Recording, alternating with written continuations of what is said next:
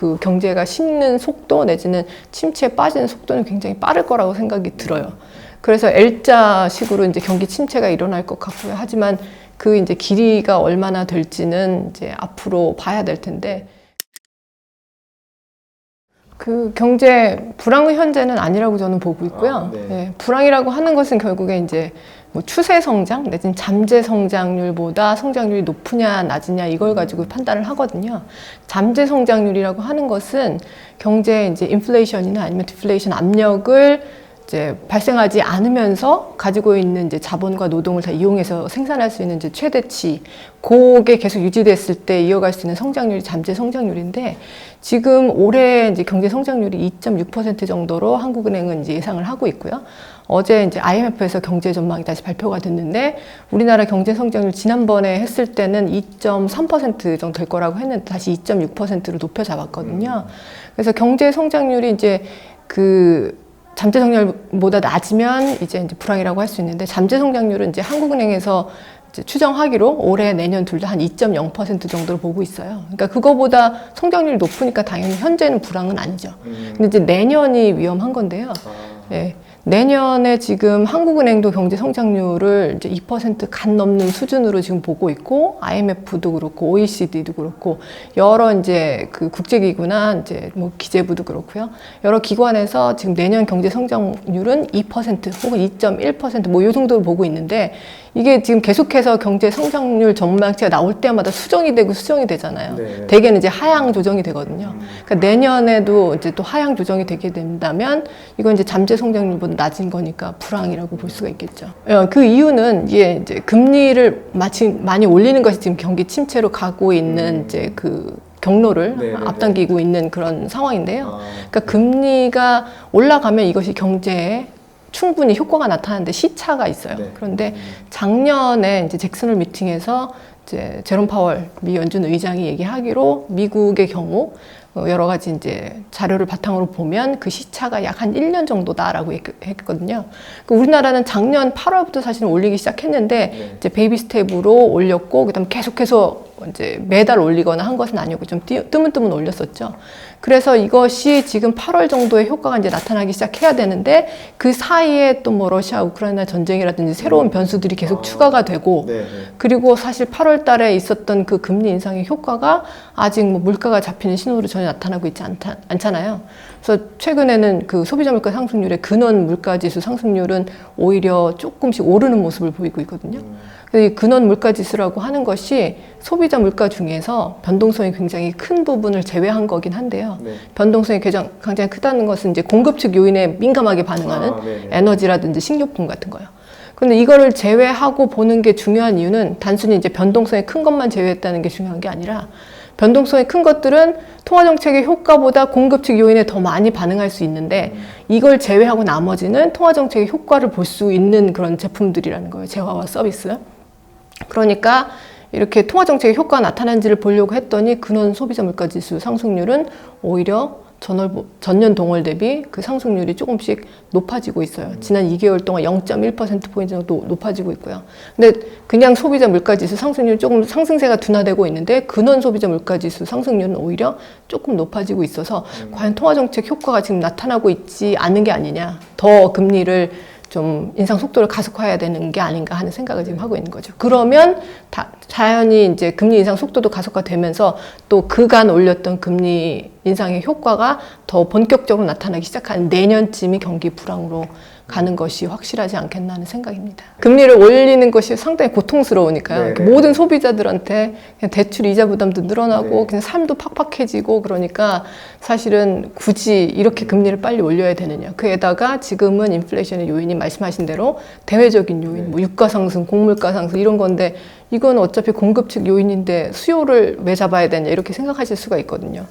그런데 이제 문제는 공급 측 요인이든 수요 측 요인이든 물가가 이제 한번 오르기 시작하면요, 사람들이 이제 물가가 얼마나 오를 것인지 하는 이제 기대를 또 갖게 되는데, 이 기대까지 같이 흔들리게 돼요. 그러면서 물가가 앞으로 계속 오를 것 같은데, 그러면 재화 수요를 더 지금 사야지, 오르기 전에. 그래서 또 올라가고, 또 기대 인플레이션 자체가 또 임금 결정을 할 때 이렇게 물가가 오르는데 임금도 올려주세요 이렇게 당연히 되잖아요. 그러니까 계속해서 물가가 더 올라갈 수 있는 재료로 이제 작동을 하거든요. 그러니까 기대 인플레이션도 잡고, 그 결국에는 물가를 잡지 않으면은 지속적인 경제 성장은 불가능하다고도 이제 경제학자들이 얘기를 해요. 그래서 물론 이 금리 인상이 굉장히 빠르고 이것 때문에 경기 침체가 올 가능성이 굉장히 높다는 걸 모두 알고 있지만, 그럼에도 불구하고 정책의 우선 목표는 물가 안정이어야 한다는데, 단순히 그냥 중앙은행들만 그런 것이 아니라 대부분의 경제학자들 의견을 같이 하고 있습니다. 연착륙의 가능성은 누구나 바라는 거지만 사실 그렇게 높지는 않은 것 같고요. L자형 침체는 지금 많이들 말씀을 하시는 것 같아요. 근데 문제는 이제 L자의 꼬리가 얼마나 길 건지 그 부분이고요. 근데 뭐 L자형 침체를 그야말로 일본의 뭐 10년 장기 침체 이런 것 같이 보시는 거는 좀 약간 너무 우려를 하시는 것 같고요. 그 정도는 아니지만 금리를 이렇게 급격하게 짧은 시간에 올린 뭐 사례가 별로 없기 때문에, 이것이 이제 본격적으로 경제에 나타나기 시작하면은 그 경제가 식는 속도 내지는 침체에 빠지는 속도는 굉장히 빠를 거라고 생각이 들어요. 그래서 L자식으로 이제 경기 침체가 일어날 것 같고요. 하지만 그 이제 길이가 얼마나 될지는 이제 앞으로 봐야 될 텐데, 금리가 오른 것도 오른 거고 오른 상태에서 내려오기 전까지도 상당히 오랫동안 유지가 될 것으로 보기 때문에 2023년, 24년까지도 경기 침체의 그림자가 계속 드리울 것 같습니다. 그래서 이제 이게 국제 경제학에서 경제를 크게 뭐 대규모 개방 경제, 소규모 개방 경제 이렇게 나눠요. 그러니까 개방 경제라고 하는 것은 외국과 무역을 하고 이제 교류가 있다는 거고, 대규모라는 것은 그 나라에서 일어나는 여러 정책이라든지 가격의 변화가 전 세계 시장에 영향을 미치는 그렇게 규모가 큰 경제인데, 미국, 중국 이런 나라들이겠죠. 이제 우리나라 같은 경우는 소규모 개방 경제라서 우리나라에서 하는 정책이 외국에 영향을 미치는 건 아니고, 오히려 이런 대규모 개방 경제에서 하는 그런 정책이나 이런 것들이 우리나라에 영향을 많이 미치게 되는 건데요. 그 이제 소규모 개방 경제로서 우리나라가 이제 할 수 있는 역할이 그렇게 많지는 않습니다. 뭐 대외적인 요인이긴 한데, 결국에 이 대외적인 요인도 이제 유가 상승이라든지 공급가 상승이라든지 이런 부분들이 결국에 경제 전체를 보면 생산성의 약화로 나타나요. 그러니까 뭔가 자본과 노동을 가지고 생산을 해야 되는데, 이거에 이제 원료가 되는, 아니면 중간 이제 투입이 돼야 되는 그런 윤활유 같은 역할을 하는 게 뭐 유가나 곡물가나 이런 것들인데, 이런 것들이 이제 높아지니까 같은 양의 뭐 자본이나 노동을 가지고 생산할 수 있는 그런 재화가 이제 적어지는 거죠. 결국에 물가를 안 잡겠다, 그리고 오히려 뭐 금리를 낮추고 뭐 이런다고 해서 경기가 갑자기 화랑이 되거나 뭐 이럴 가능성은 사실은 별로 없어요. 그래서 오히려 경기 침체는 뭐 이런 여러 가지 요인들 때문에 올 것 같은데, 이전에 경기 침체와 물가 상승이 동시에 오는 것만이라도 좀 막아보자 하는 것이 지금 하는 거거든요. 그러니까 스태그플레이션의 가능성을 좀 막기 위해서 현재 좀 고통스럽지만 물가 안정이 좀 더 치우쳐서 금리를 올리자고 하는 거고요. 근데 이제 한국은행은 뭐 크게 보면 정부 기관으로 일부러 볼 수도 있긴 하겠지만, 사실 이제 독립적인 기관이고 정부의 역할을 이제 물으신다면, 결국에 이제 물가 안정을 더 먼저 이뤄야 된다면 그거는 한국은행의 최우선 책무이기 때문에 한국은행이 일단은 앞에 나서서 전면에 나서서 금리 인상을 하는 것이 맞고요. 그런데 이제 금리 인상이라는 건 거시적인 정책이라서 뭐 세세한 부분을 다 살피고 할 수 있는 건 아니거든요. 그러니까 이것 때문에 갑자기 진짜 이자 부담이 엄청 늘어나가지고 뭐 도산하고 연체하고 그래서 그게 금융 위기로까지 번진다든지, 아니면 그야말로 뭐 일자리를 잃어서 소득이 낮아져가지고 뭐 그야말로 떼거리가 없다든지, 이런 취약계층들을 살피는 것은 사실 정부의 역할이 돼야 되는 거죠.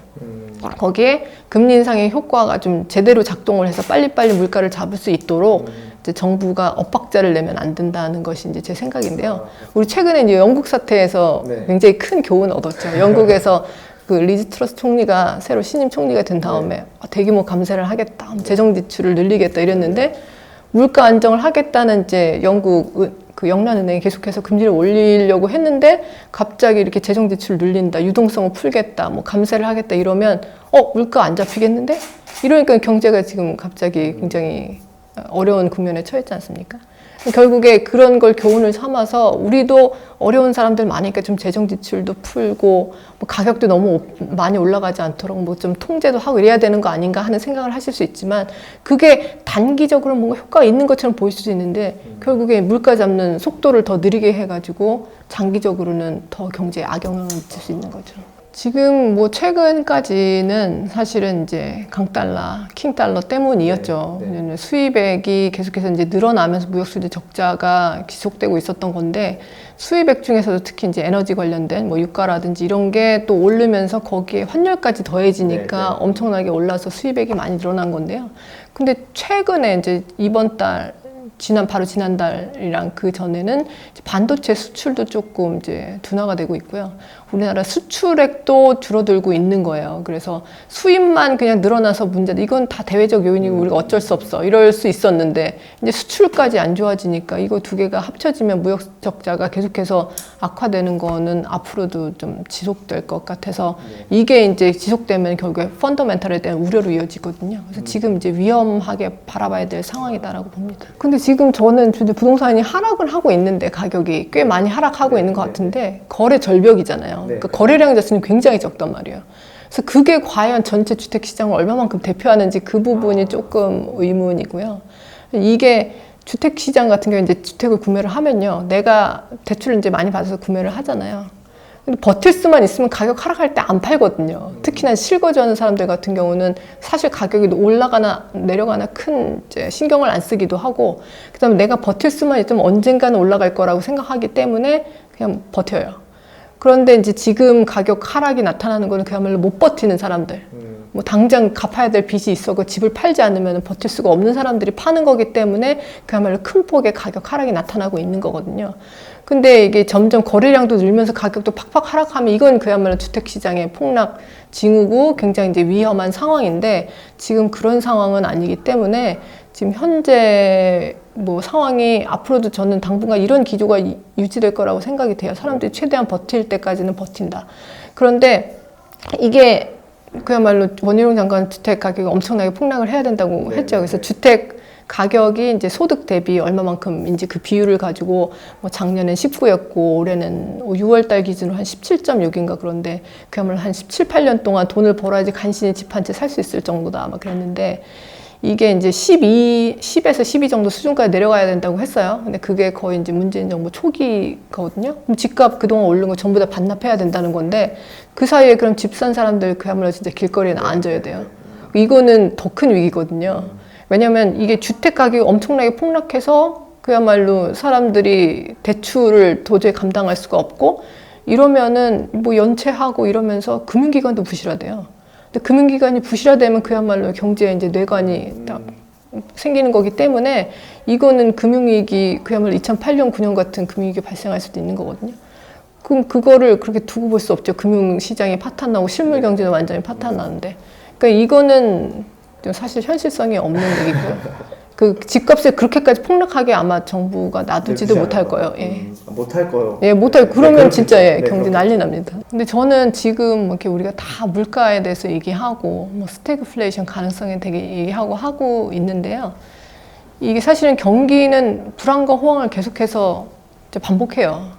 그 경제가 장기적으로 성장을 하지만 단기적으로는 계속 이게 반복이 되기 때문에 이게 또 경제학에서는 불황은 무조건 나쁘고 뭐 호황은 좋다 이렇게 얘기는 하지 않거든요. 이게 소비자 입장에서는 계속 소득이 이제 변동이 되는 거기 때문에 굉장히 안 좋은 상황인 건 맞아요.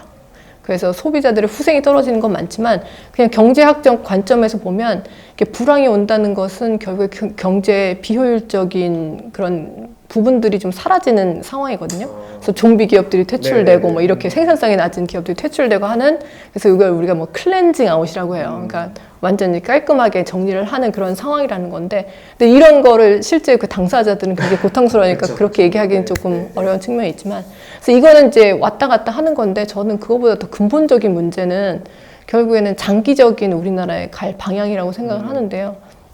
그래서 예를 들어서 저출생 뭐 이런 것으로 인해서 인구 구조가 변화하는 거, 이거 굉장히 심각한 문제거든요. 그 노인 고령화 비율이 굉장히 이제 빠르게 증가를 하고 있기 때문에 지금 현재도 뭐 재정 건전성이 안 좋다 이러긴 하는데 앞으로 악화되면 남았어요. 복지 수요가 계속해서 늘어나고 있기 때문에. 그런데 일할 사람은, 생산 가능 연령 인구는 점점 줄어들고 있고, 그래서 결국에는 이 미래 세대가 짊어져야 될 부담이 굉장히 큰 거예요. 재정 건전성도 그렇고, 또 지금 뭐 국민연금이니 여러 가지 이제 연금들이 기금 고갈 위기 이런 것들도 다 결국은 이것하고 연관이 돼 있는 거거든요. 그런데 그래도 뭐 경제라도 계속해서 빠르게 성장할 수 있는 그런 동력이 있다고 하면 뭐 생산 가능 인구가 줄어들어도 뭐 경제가 빠르게 성장하면 그거는 희망이 오히려 있는 편인데 최근 보면은 지금 2008년 이후하고 이전하고 우리나라 노동 생산성 증가율 자체가 거의 뭐 반토막 정도 났거든요. 그리고 계속 앞으로도 뭐 특별한 조치가 없으면 계속해서 생산성 증가율 떨어지고 저성장이 이제 고차가 될 수도 있는데 결국 이 두 가지를 다 같이 해결을 해야 되는데 일단은 이제 저성장을 좀 극복하기 위해서 이번 정부에서 뭐 규제 철폐하고 이래서 기업의 혁신 동력을 키우고 이런 얘기를 이제 많이 했는데 이런 것들이 사실은 그런 이제 의미에서 중요한데 지금 제대로 이제 동력을 못 받고 있으니까 그 부분이 상당히 안타깝고요.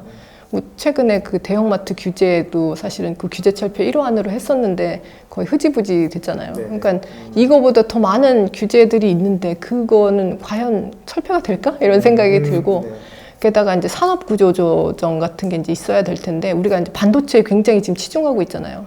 근데 과연 반도체가 정말 미래에도 우리의 먹거리가 될 수 있는지 이거는 또 잘 모르겠어요. 왜냐하면 여러 가지 산업이 있는데 어느 하나에만 계속해서 이제 몰두를 한다는 것이 사실은 또 위험 요인일 수 있거든요. 반도체 시장이 안 좋아지면. 그런데 지금 뭐 반도체 대학 세우고 반도체에 대해서만 또 너무 막 몰빵을 하고 있잖아요.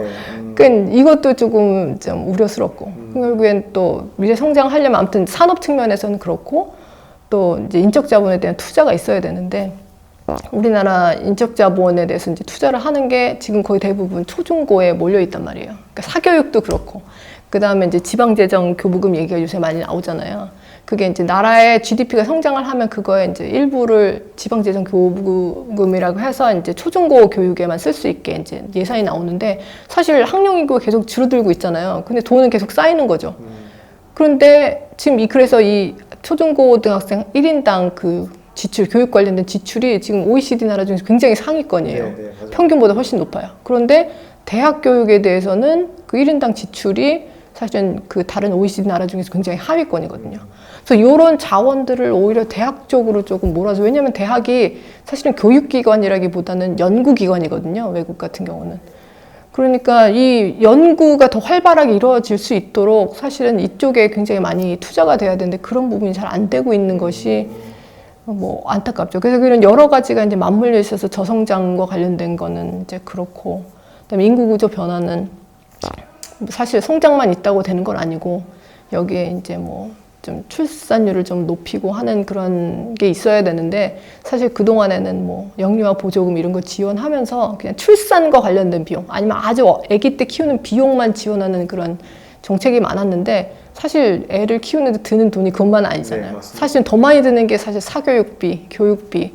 그다음에 요새는 이제 여성분들도 일을 많이 하기 때문에 그걸로 인한 뭐 경력 단절이라든지 재취업이 어려워지고 하는 이런 것들이 다 비용이에요. 근데 그런 거는 별로 손보지 않고 그야말로 뭐 돈 10만 원 더 줄게, 20만 원 더 줄게 하는 걸로 애 더 낳을 사람이 없죠.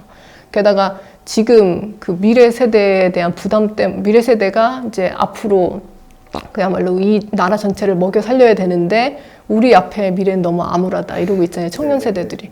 근데 청년 세대들이 미래가 좀 창창하다고 생각을 해야지 뭐 결혼도 하고 애도 낳고 뭐 이러는데 뭐 모르겠어. 미래가 너무 암울하니까 나는 그냥 나 혼자만 잘 살아볼래. 이런 경향이 있잖아요, 지금.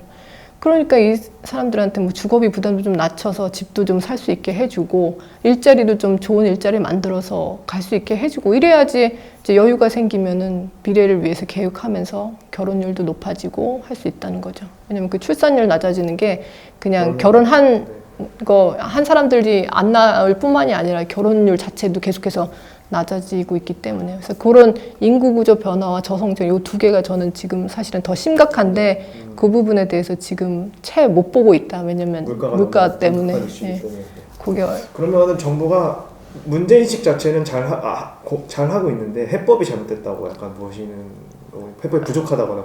예, 저는 이번 정부가 이제 들어서 여러 가지 대책이 이제 발표가 됐는데 대책을 발표할 때 큰 방향이 이렇다라고 얘기한 거는 다 너무 훌륭하네요. 그런데 그래서 그 대책에 나오는 이제 구체적인 방안들이 조금 갸우뚱하는 것도 있고, 그 다음에 한다고 했는데 그대로 안 하는 것, 아니면 방향은 이렇다고 했는데 실제로 하는 정책이 이것과 엇박자가 나는 그런 것들이 좀 많아가지고 그래서 굉장히 좀 혼란스러운 그런 상황이거든요. 그렇군요. 네.